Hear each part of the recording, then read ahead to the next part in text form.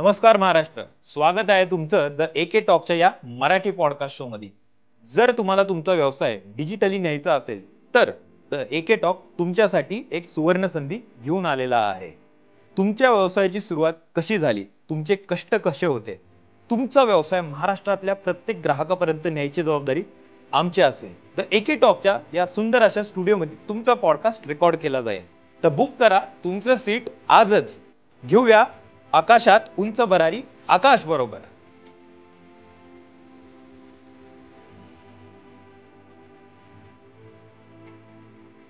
नमस्कार, माझं नाव देविदास साडकर, मुक्काम पोस्ट शिवली, तालुका मावळ, जिल्हा पुणे। तर मी एक शेतकरी आहे। शेतीची सुरुवात करण्या अगोदरचा जो काळ आहे हा तसं पाहिलं तर खूप अवघड आणि बिकट असं म्हणावं लागेल। कारण की ज्या दशकामध्ये 90च्या दशकामध्ये शिक्षणाची सुरुवात केली, सुरुवात करत असताना शेती ही होतीच, त्याचबरोबर शेतीला जोडधंदा म्हणून दूध व्यवसाय होता जे वडील सांभाळायचे। आणि सुट्टी असेल त्यावेळेस जनावर घेऊन जाणं किंवा शाळेमध्ये जात असताना सुद्धा शाळेत जाण्याच्या अगोदर 2 तास जनावर रानामध्ये चारून आणणं, त्यानंतर शाळेत जाणं।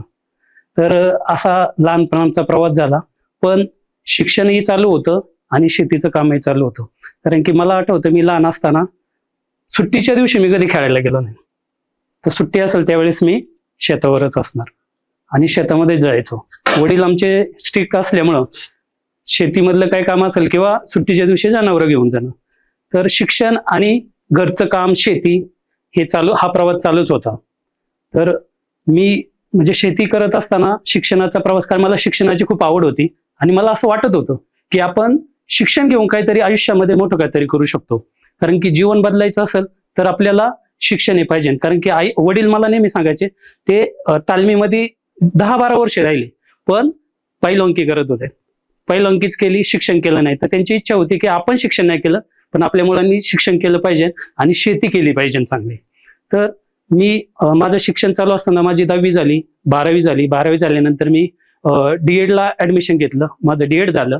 DED झाल्यानंतर एका शाळेवर अगदी 2-2.5 हजार पगारावर नोकरी सुरू केली। त्यानंतर ग्रॅज्युएशन पूर्ण केलं, ग्रॅज्युएशन झाल्यानंतर पोस्ट ग्रॅज्युएशन केलं। पोस्ट ग्रॅज्युएशन झाल्यानंतर एका खाजगी संस्थेमध्ये मी माझा जो प्रवास आहे नोकरीचा तो सुरू केला। आणि हे सगळं चालू असताना लक्षात आलं की आपल्याकडं शेती आहे आणि शेतीबाबत माझे आई वडील खूप अवेअर होते। कसे? कारण की एक मुळशी पॅटर्न मध्ये डायलॉग होता, शेती विकायची नसती, शेती राखायची असते। तर माझ्या आई वडिलांनी हेच काम केलं। म्हणजे माझ्या 3 बहिणी, आम्ही 2 जण भाऊ। माझ्या बहिणी मोठ्या होत्या, त्यांचं लग्न करण्याचा विषय होता। पण लग्न करत असताना अडचणी या बऱ्याच होत्या, परंतु शेती न विकता वडिलांनी वेगवेगळ्या माध्यमातून सोसायटी काढून किंवा बाकीचं नातेवाईकांची मदत घेऊन ते म्हणजे जे काही धार्मिक कार्य होती ती सगळी पूर्ण केली। पण एकही गुंठा विकला नाही, हा प्लस पॉइंट।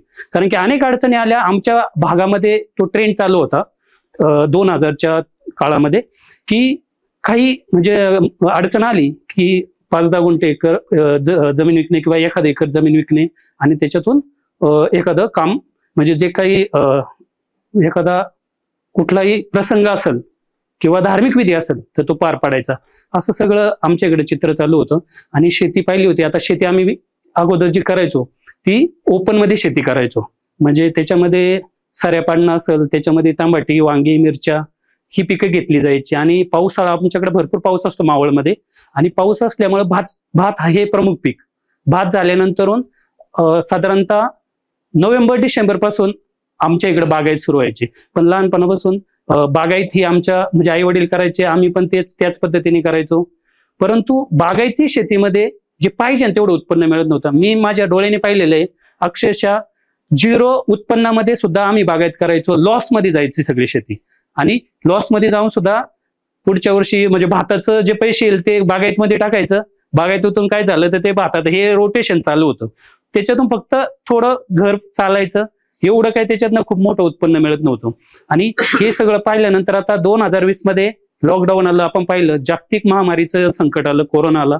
आणि त्यावेळेस परिस्थिती खूप वाईट होती सगळ्यांची. आणि मला पण आठवतं की माझ्या अकाउंटवर 0 रुपये होते, म्हणजे 1 रुपया नाही, 0 बॅलन्स झाला. आणि तेथून माझ्या मनामध्ये अशी इच्छा आली की आपण काहीतरी व्यवसाय किंवा उद्योग केला पाहिजे.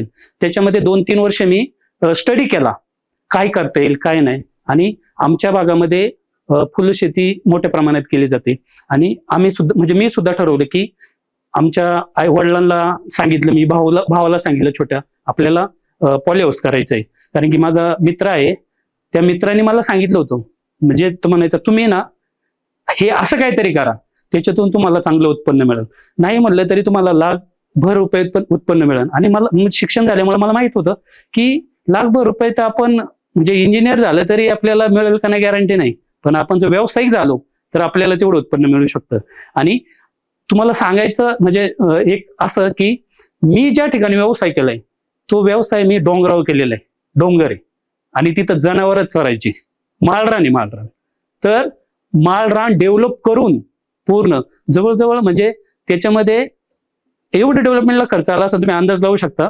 3 महिने कंटिन्यू पोकलेन चालू होतं, 6 महिने JCB चालू होती, आणि डोंगर पोखरून आम्ही जागा तयार केलेली. आणि त्याच्यावर आमचं डोंगराव पॉली हाऊस आहे, म्हणजे एकदम उंचावर.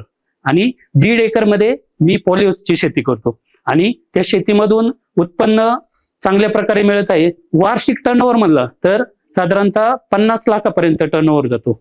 आणि हे सुरू करण्या अगोदरची परिस्थिती जर सांगितली तर तुम्हाला आश्चर्य वाटेल. म्हणजे आपण म्हणतो की शेतकऱ्याला काही करता येत नाही किंवा शेतकरी उद्योजक व्यावसायिक बनू शकत नाही, तर हे खोटं आहे. मी घेतलेल्या अनुभवावरून सांगतो. कारण की 1 रुपया नसताना सुद्धा मी 1 कोटीचा व्यवसाय उभा केला.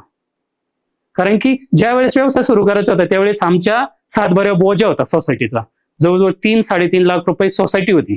आणि कॅनरा बँकेमधून लोन घ्यायचं होतं, आणि लोन घेण्यासाठी अगोदर सातबारा कोरा करावा लागतो.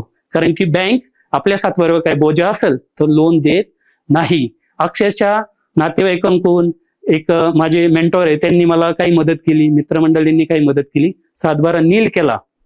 आणि त्यानंतरून अक्षरशः म्हणजे मी असेल, माझ्या भावांनी असेल, आम्ही आमच्या बायकांचे सोनं सुद्धा गहाण ठेवलं व्यवसाय उभं करण्यासाठी. आणि आमच्या दोघांच्या बायकांनी पण सहकार्य केलं, आई वडिलांचा आशीर्वाद होता. आणि त्यातून हा व्यवसाय मोठा झाला आणि वाढला. आणि आता वर्षाला नाही म्हणलं तरी म्हणजे 50 कोटी उत्पन्न मिळतंय. माझं कुटुंब चांगल्या प्रकारे चालतंय. मी शेतकऱ्यांना आवाहन करतो की आपण सुद्धा जी पारंपरिक शेती करत आहोत त्या शेतीला थोडा फाटा देऊन आपण आधुनिक पद्धतीने शेती केली तर आपण आपलं जीवन समृद्ध बनू शकतो, आपलं कुटुंब सुद्धा समृद्ध होऊ शकतं.